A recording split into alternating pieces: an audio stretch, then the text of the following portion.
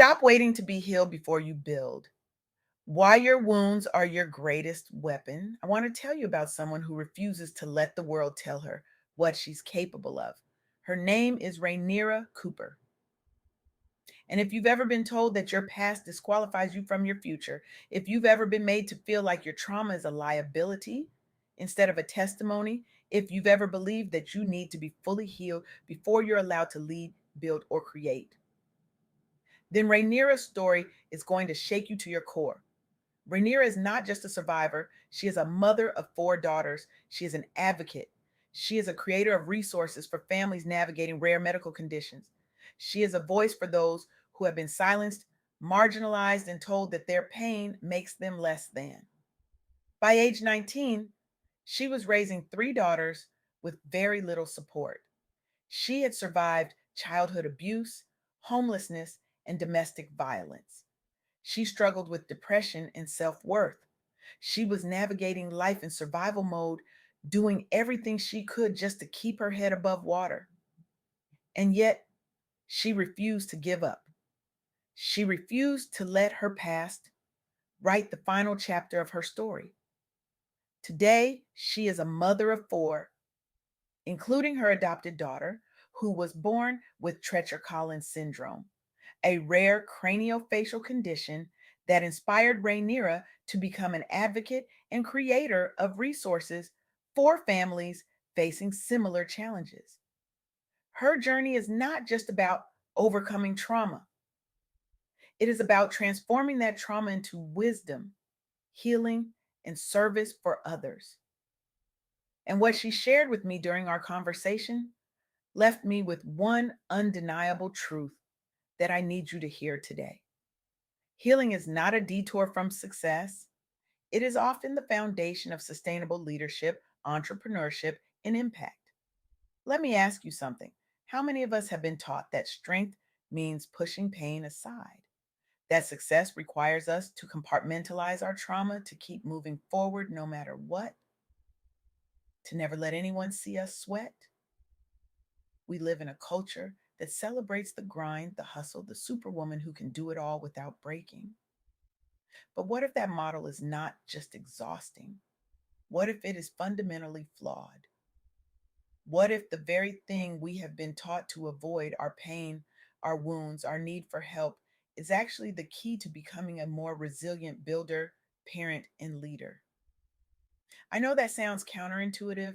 I know it goes against everything we've been told, but stay with me because what I'm about to share with you is going to challenge the way you think about healing, success, and what it means to be strong. We have been sold a lie.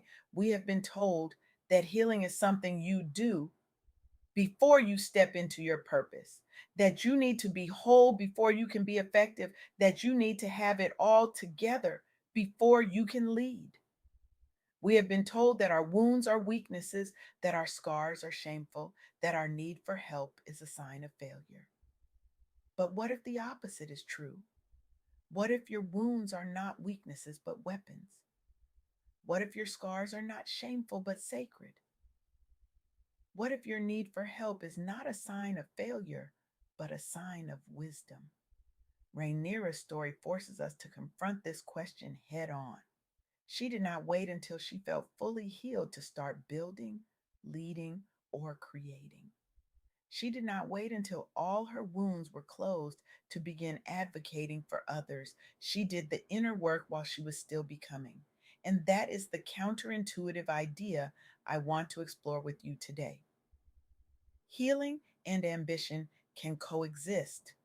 Progress can happen while you are still in the process of becoming. Let me share a story that illustrates this beautifully. Oprah Winfrey is one of the most influential women in media and one of the most successful philanthropists in the world. Her name is synonymous with empowerment, storytelling, and transformation. But her journey began in extreme instability. She experienced abuse and poverty in childhood. She grew up in Mississippi and Tennessee, facing emotional and structural barriers that could have easily defined the rest of her life. But here's what makes Oprah's story so powerful. She did not wait until she felt healed to pursue her dreams. She did not wait until her trauma was resolved to start building. She pursued education. She built a career in media. She used her platform to tell stories, mentor others, and invest in philanthropic work. She became the host and producer of The Oprah Winfrey Show. She founded Harpo Productions. She built a wide reaching philanthropic footprint that has touched millions of lives. Her story has shaped public conversations about trauma, healing, self worth, and Black women's leadership in media and business. And here's the key: she did not wait until her trauma was resolved to start building.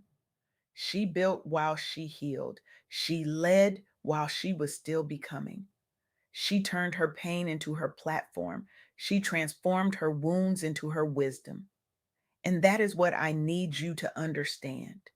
You do not have to wait until you feel ready. You do not have to wait until you feel whole. You can start right now, exactly where you are with exactly what you have. This is not an isolated case. Reshma Sojani, founder of Girls Who Code and Moms First, is another powerful example. Sojani has spoken publicly about her experiences of failure, self doubt, and the pressures placed on women to be perfect rather than bold.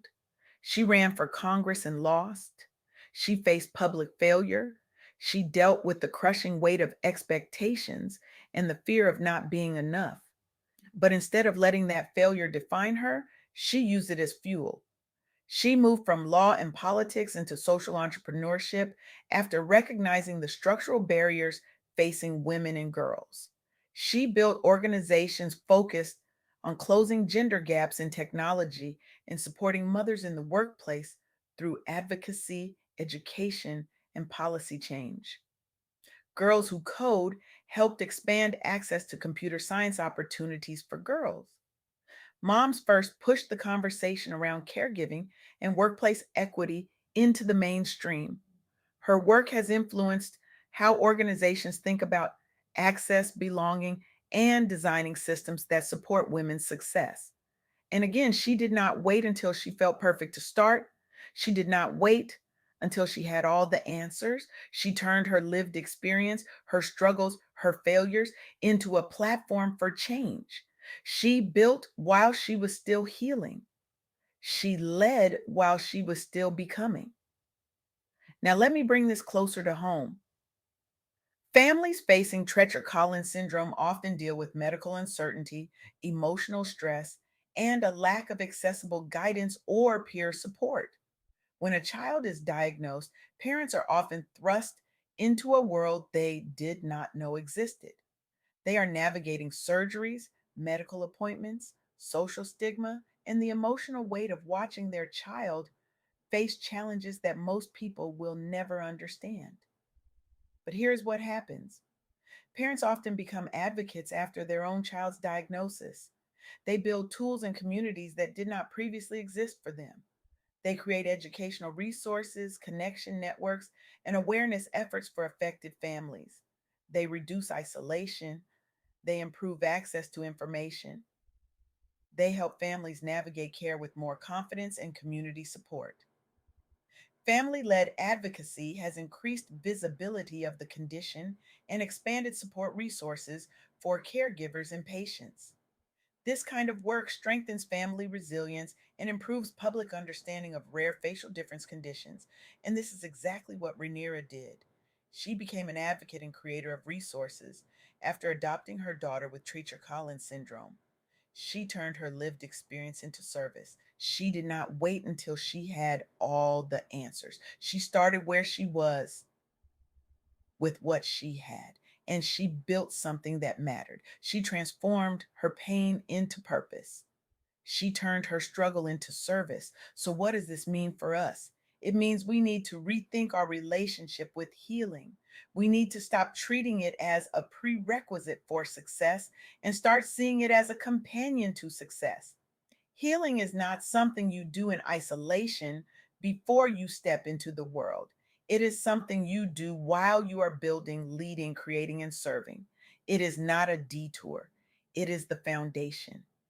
Here is the first truth I want you to walk away with today. Your past is information, not a life sentence. What happened to you can shape your perspective, but it does not get to define your future. Rainiera's story proves this. Oprah's story proves this. Reshma's story proves this. The parents who became advocates for Treacher Collins syndrome prove this. Your trauma, your struggles, your pain, they are not the end of your story. They are the beginning of your wisdom. They are the raw material for your purpose. They are the foundation of your resilience. You are not broken, you are becoming. And that is a beautiful, powerful, sacred thing. The second truth is this: healing and ambition can coexist. You do not have to wait until you feel fully healed to build, lead, or create. Progress can happen while you are still becoming. In fact, some of the most powerful work you will ever do will happen while you are still in the process of healing, because that is when you are most connected to the pain. That is when you are most aware of the need. That is when your empathy is sharpest, your vision is clearest, and your purpose is most urgent. That is when you are most motivated to create something that matters. So stop waiting for permission to start. Stop waiting to feel ready. Start where you are.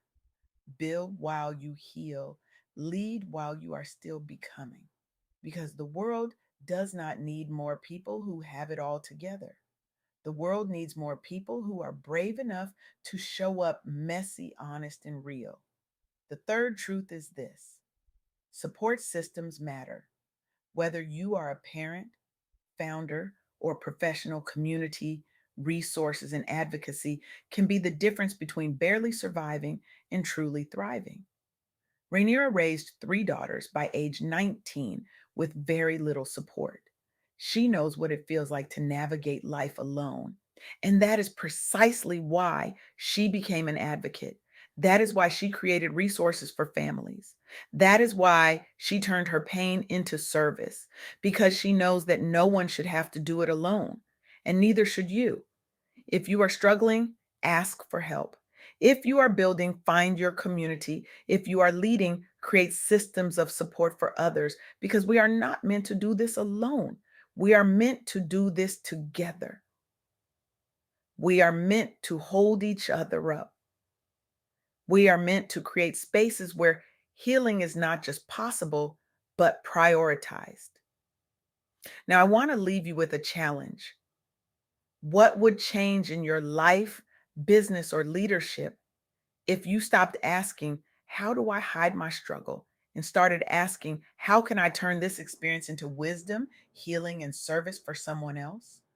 What would change if you stopped treating your pain as something to be ashamed of and started treating it as something to be transformed? What would change if you stopped waiting to feel ready and started building, leading, and creating right now while you are still becoming? Rainiera Cooper is living proof that healing is not a detour from success. It is the foundation. She is living proof that your past is information, not a life sentence. She is living proof that healing and ambition can coexist. She is living proof that support systems matter. And she is living proof that when you turn your pain into purpose, you do not just change your own life, you change the lives of everyone you touch. So here is my challenge to you: stop hiding your struggle, stop waiting to feel ready, stop treating healing as a detour. Start building, start leading, start creating, start turning your pain into purpose, because the world does not need more people who have it all together. The world needs more people like Rainiera Cooper, people who are brave enough to heal out loud, bold enough to build while they are still becoming, and generous enough to turn their survival into service for someone else. That is the kind of leadership we need. That is the kind of impact we need. And that is the kind of world we can create together. Your wounds are not your weakness. They are your weapon. Your scars are not your shame, they are your story. Your pain is not your prison, it is your purpose. So stop waiting, start building. The world is waiting for what only you can create.